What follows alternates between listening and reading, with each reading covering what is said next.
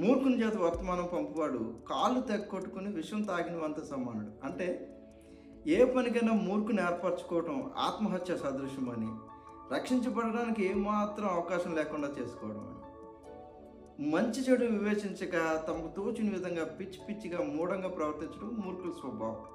చాలా సందర్భాల్లో వారితో ఉన్నవారికి అది చాలా అపాయకరంగా హానికరంగా ఉంటుంది.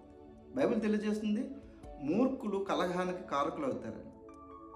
మూర్ఖులతో స్నేహం కానీ సహవాసం కానీ కలిగి ఉన్నాం అనుకోండి, లేనిపోని కష్టాలు ఏరి కోరి తెచ్చుకున్నట్లే. అందుకే ఏ పనికైనా మూర్ఖులు దూరంగా పెట్టడం మంచిది, వారితో స్నేహాన్ని వదులుకోవడం మంచిది.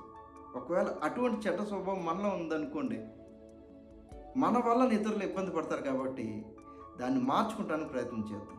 మార్పు దేవుని వాక్యాన్ని ధ్యానించడం ద్వారా, ప్రార్థించడం ద్వారా సాధ్యం.